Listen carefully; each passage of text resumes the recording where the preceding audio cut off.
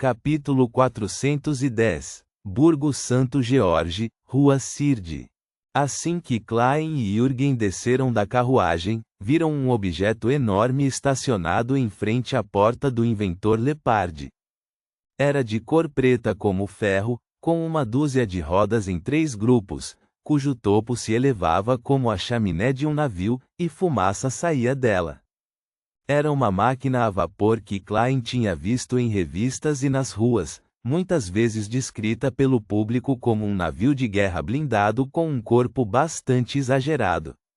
Se as ruas que não tivessem sido construídas ou reconstruídas nos últimos 20 ou 30 anos, esse automóvel teria enchido as estradas e não haveria espaço para carruagens puxadas por cavalos. Portanto, um veículo de transporte como este só poderia ser visto em certas áreas e lugares. Nesse momento, a pesada janela de vidro e a porta do carro se abriram e 2 figuras saíram.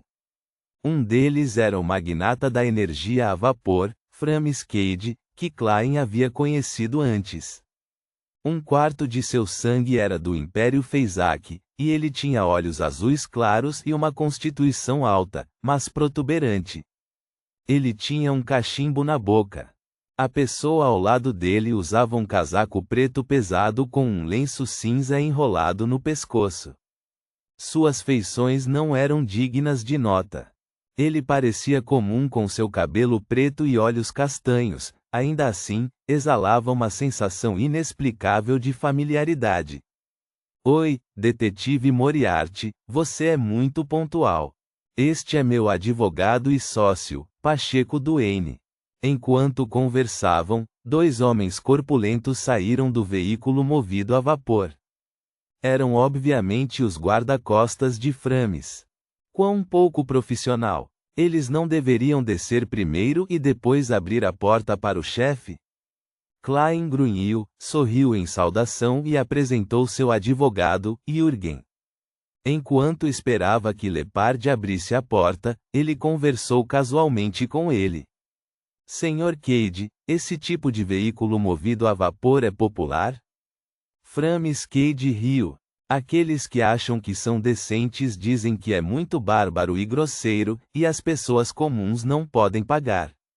Só eu, um entusiasta de tal maquinário e vapor, estaria disposto a comprá-lo. É principalmente porque muitas ruas são muito estreitas, disse Klein em consolo. Framis Cade foi o investidor que ele encontrou e teve pouco a ver com Lepard. Quando estava jogando cartas no Clube Kellaag, ele o mencionou deliberadamente, e o professor de equitação, Tallinn, imediatamente mencionou que Framis gostava de invenções semelhantes, oferecendo-se para apresentá-los um ao outro. Isso fez Klein suspirar de emoção.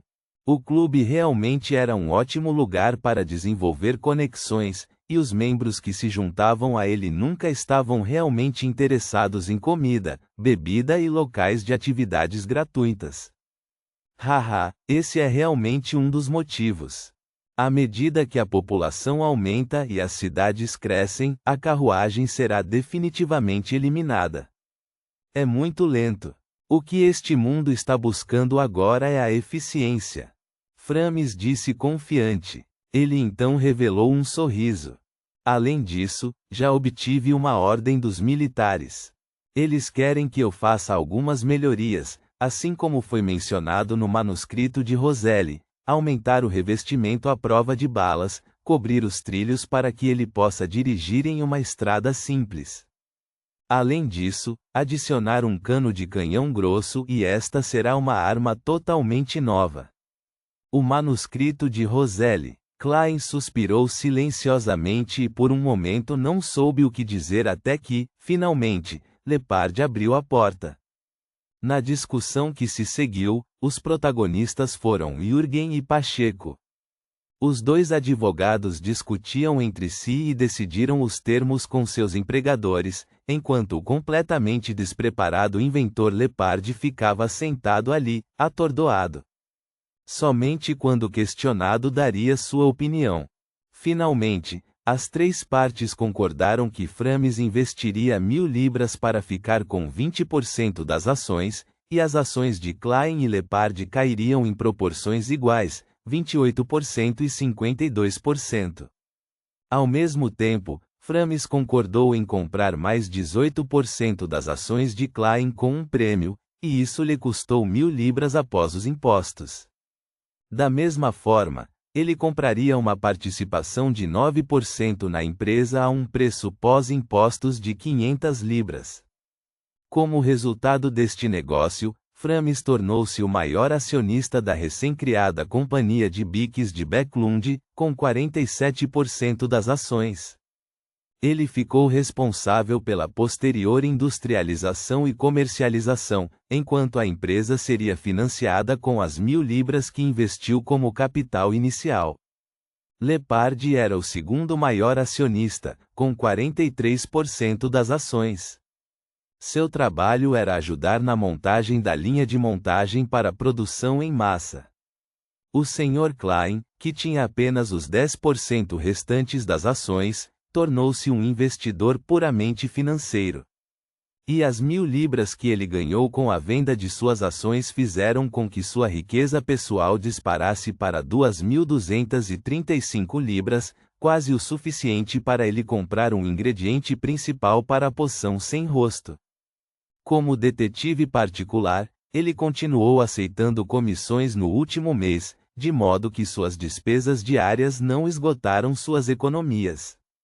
Ainda tenho que pagar 50 libras ao advogado Jürgen, deixando-me com 2.185 libras. Terei que agradecer a Tallinn quando o vir. Um pensamento passou pela mente de Klein. Ele assinou e carimbou o contrato. Então, levantou-se e apertou a mão de Framis e Lepard. Espero uma parceria agradável. Framis pegou seu relógio de bolso dourado e olhou para ele antes de rir. Normalmente deveríamos almoçar juntos para comemorar o fechamento de um negócio, mas tem uma pessoa importante me esperando. Sinto muito, mas ainda haverá muitas oportunidades no futuro. Uma pessoa importante, outra. Aquela por trás de Tallinn? Aquela que reivindiquei reembolso por usar informações falsas que apontam para a Ordem Aurora? Klein de repente se sentiu um pouco culpado. Ele sorriu apressadamente e disse que não se importava. Depois de sair de casa e entrar em uma carruagem, Jürgen de repente franziu a testa ligeiramente. Sherlock, você concordou muito rápido. Por que você diz isso? Klein perguntou curiosamente. Ele nem sabia do que Jürgen estava falando. Jürgen disse bastante sério, quando estávamos falando sobre a transferência de ações. Com base na sua descrição e no desempenho de Framis, posso imaginar uma perspectiva brilhante de mercado para bicicletas. Embora seja apenas uma invenção no momento, deflacionando a avaliação geral, você deveria ter mantido mais ações, embora 5.000 libras seja um bom preço. Dessa forma, você pode obter melhores retornos no futuro. Achei que você venderia apenas 8% e teria confiança para pechinchar por 500 libras, mas, na verdade, você concordou com 18%. Mesmo que fossem apenas 500 libras, você teria obtido um retorno de várias vezes sobre o investimento. Você não deveria estar com tanta pressa. Porque estou precisando de dinheiro. No entanto, concordei prontamente, sem qualquer hesitação. Foi uma transação enorme, então isso parece bastante anormal para mim. Ao pensar na cena anterior, Klein começou a ter algumas dúvidas no fundo.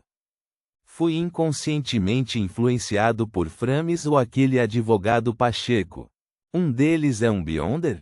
Felizmente, o preço era bastante razoável. Enquanto refletia sobre o assunto, Klein disse a Jürgen, que esperava por uma resposta. O novo ano está chegando. Ele não tinha ideia de como explicar isso, então escolheu aleatoriamente outro assunto. Se a outra parte fosse uma pessoa inteligente, seguiria a deixa e aperfeiçoaria a explicação com seu próprio raciocínio. Não havia necessidade de Klein explicar mais. Claro, esse foi um movimento voltado para pessoas inteligentes. Pessoas comuns acabariam pressionando. Então, ou o que exatamente aconteceu? O advogado Jürgen era obviamente um homem inteligente. Percebendo o breve silêncio de Klein, ele assentiu e disse: "Eu entendo." "O que você entende?" "Eu nem pensei no que dizer." Klein apontou para a estação de metrô a vapor na frente deles e disse: "Vou descer aqui. Preciso encontrar um informante." Reticências. Enquanto o veículo movido a vapor rugia para a frente, Frames, que estava sentado na primeira fila, abaixou a janela e soltou um pouco de fumaça. Ele disse ao discreto advogado Pacheco: "Você usou seus poderes agora há pouco?" Passivamente, disse Pacheco com um sorriso: "Meus poderes não são adequados para tais situações. Prefiro enfrentar funcionários do governo ou de empresas." Frames assentiu ligeiramente. "Eu só queria te lembrar. Não há necessidade de usar seus poderes em tais situações. Não deixe que isso afete o que mais importa." "Entendo", respondeu Pacheco em voz baixa. Reticências. Burgo Leste, em uma cafeteria barata. Quando Klein chegou, o velho Koller já o esperava. Ele tirou o cachecol, o chapéu, sentou-se diante dele, pegou uma pilha de notas de um sole e entregou a ele. "Para as despesas da próxima semana e um bônus pela informação que você me forneceu da última vez. Isso é um total de 1 libra." Recentemente, ele foi muito generoso em dar bônus, pois já havia encontrado uma pessoa para reivindicar. O velho Koller, cujo rosto estava claramente mais corado do que antes, recebeu o dinheiro, sentindo-se um pouco envergonhado. "A informação que lhe dei anteriormente não parecia ser tão importante." "Não, a importância depende de quem a empunha. Há muitas coisas que você pode achar triviais, mas é assim que outras pessoas ganham seu dinheiro", explicou Klein com uma risada. "O que aconteceu esta semana?" O velho Koller pegou o maço de notas e enfiou no bolso. Ele disse pensativamente: "Assim como antes, muitas pessoas ainda estão procurando pelos crentes do louco." Haha, como alguém poderia acreditar no louco? Esse não é um bom nome. Os cantos da boca de Klein se contraíram levemente. "Eles estão progredindo? A Ordem Aurora é realmente persistente." Klein pensou impotente. "Não, essa pessoa não existe." O velho Koller balançou a cabeça e disse: "Há algumas pessoas organizando greves recentemente.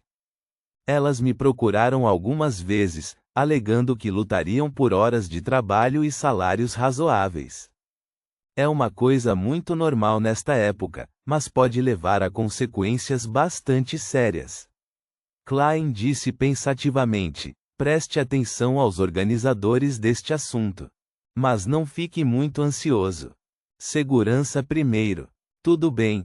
O velho Koller limpou a garganta e disse: "Tem havido muitos gangsters e caçadores de recompensas procurando por uma pessoa ultimamente.